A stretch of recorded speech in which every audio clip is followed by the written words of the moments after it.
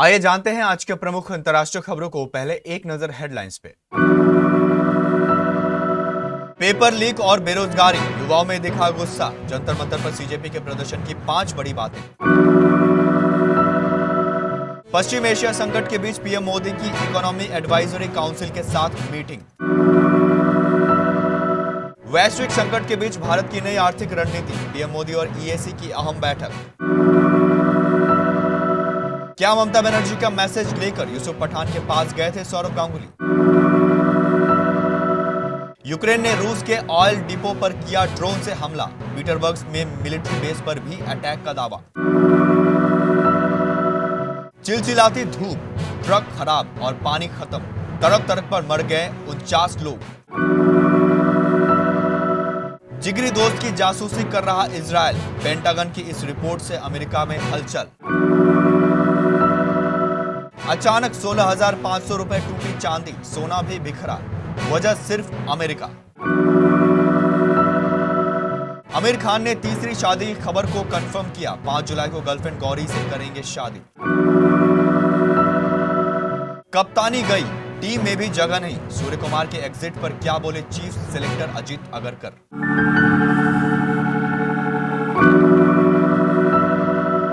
दिल्ली में शनिवार को युवाओं ने सरकार और सिस्टम के खिलाफ जोरदार प्रदर्शन किया। कॉकरोच जनता पार्टी के बैनर तले जंतर मंतर पर जुटे सैकड़ों छात्रों और युवाओं ने विभिन्न प्रतियोगी परीक्षाओं की खामियों के खिलाफ आवाज बुलंद की। प्रदर्शन को देखते हुए दिल्ली में टाइट सुरक्षा व्यवस्था की गई और कई संवेदनशील इलाकों में अतिरिक्त पुलिस बल तैनात किया गया। भारी सुरक्षा व्यवस्था के बीच सीजेपी के संस्थापक अभिजीत दीपक प्रदर्शन में शामिल होने के लिए सुबह दिल्ली पहुंचे।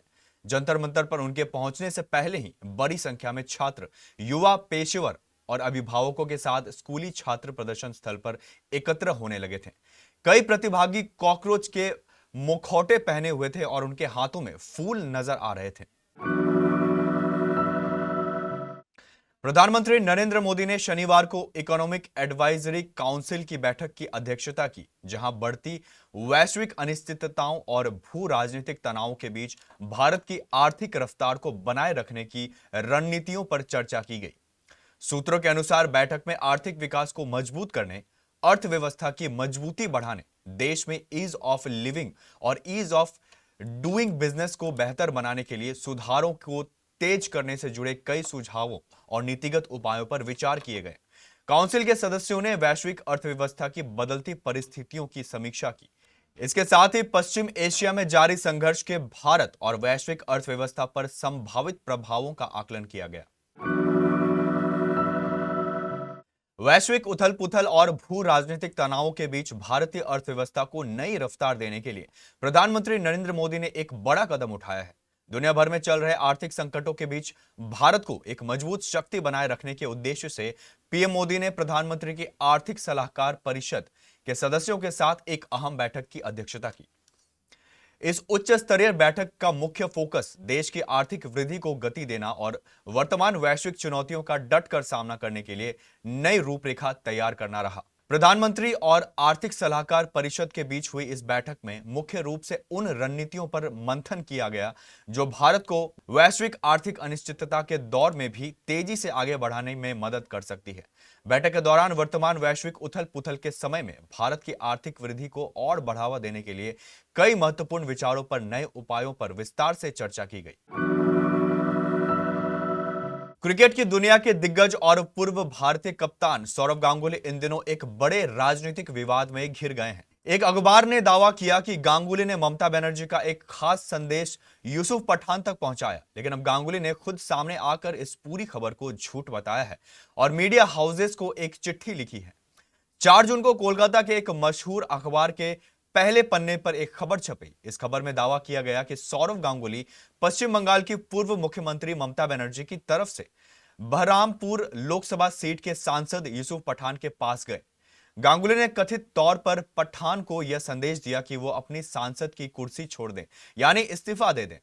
इसके पहले मकसद यह बताया गया कि अगर यूसुफ पठान सीट खाली करते हैं तो उस सीट पर उपचुनाव होगा और ममता बनर्जी खुद उस सीट से चुनाव लड़ सकती है। खबर में यह भी लिखा गया कि यूसुफ पठान ने यह बात मानने से इनकार कर दिया।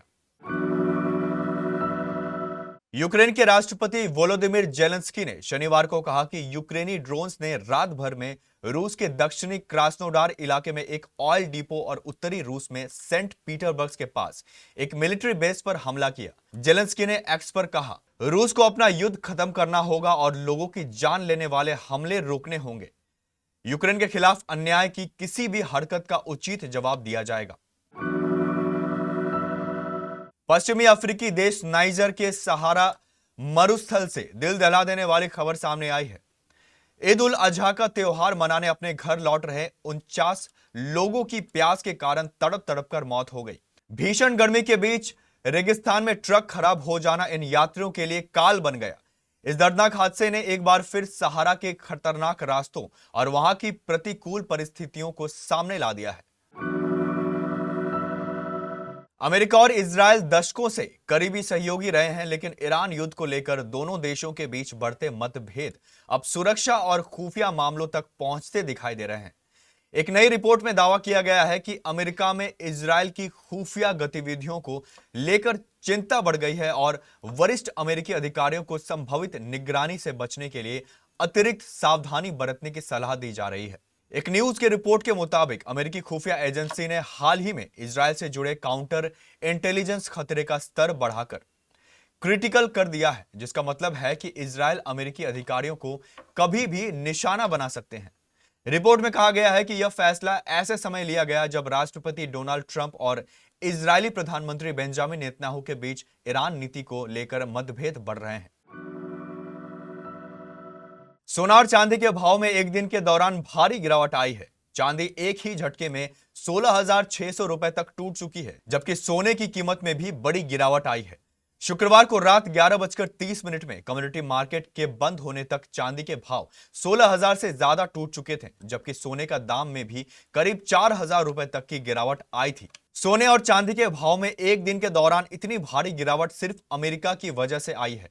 एमसीएक्स पर दाम तेजी से गिरने के बाद सराफा बाजार में भी सोने चांदी के भाव में गिरावट आई है। दिल्ली से लेकर मुंबई तक सोने चांदी सस्ते हो चुके हैं। एमसीएक्स पर सोने चांदी की कीमत मल्टी कम्युनिटी मार्केट में सोने के भाव में 3,947 रुपए गिरकर 1,55,600 रुपए प्रति 10 ग्राम पर बंद हुआ, जबकि चांदी की कीमत 16,595 रुपए गिरकर 2,48,201 रुपए प्रति किलो पर आ गया है। सोने चांदी के भाव में यह गिरावट अमेरिकी ईरान तनाव और फेड रेट बढ़ोतरी की आशंका के बीच आया है। आमिर खान ने गर्लफ्रेंड गौरी स्प्रेट के साथ शादी की खबर को गुरुवार को कंफर्म कर दिया। आमिर की यह तीसरी शादी होगी। वैरायटी इंडिया से बात करते हुए उन्होंने कहा, मैं इस समय अमेरिका में हूं। शादी की खबर सही है। हमारी शादी 5 जुलाई को होगी। कुछ महीने पहले आमिर ने कहा था कि शादी उनकी प्राथमिकता नहीं है और वह गौरी के साथ ऐसे ही खुश है, लेकिन अब उनका कहना है कि समय के साथ दोनों की भावनाएं बदल गई है। आमिर ने कहा, अब हम दोनों को लगता है कि अपने रिश्तों को अगले पड़ाव पर ले जाने का समय आ गया है। आयरलैंड और इंग्लैंड के खिलाफ टी20 सीरीज के साथ साथ एशियन गेम्स के लिए भारतीय क्रिकेट टीम का ऐलान 6 जून को किया गया। टीम की कप्तानी श्रेयस अय्यर करेंगे, वहीं तिलक वर्मा टीम के उप कप्तान बनाए गए हैं। 15 साल के वैभव सूर्यवंशी को भी पहली बार सीनियर टीम में शामिल किया गया है। सूर्य कुमार यादव की टी20 कप्तानी छिन गई है और उन्हें टीम में शामिल भी नहीं किया गया। सूर्य कुमार यादव को कप्तानी से हटाने के फैसले पर अजीत अगरकर ने कहा, पिछले कुछ वर्षों में हमने श्रेयस की कप्तानी को करीब से देखा है। उन्होंने अलग अलग फ्रेंचाइजी का सफलतापूर्वक नेतृत्व किया है। हाल ही में उन्होंने अपनी टीम को खिताब दिलाया है और व्यक्तिगत तौर पर भी उनका प्रदर्शन शानदार रहा है।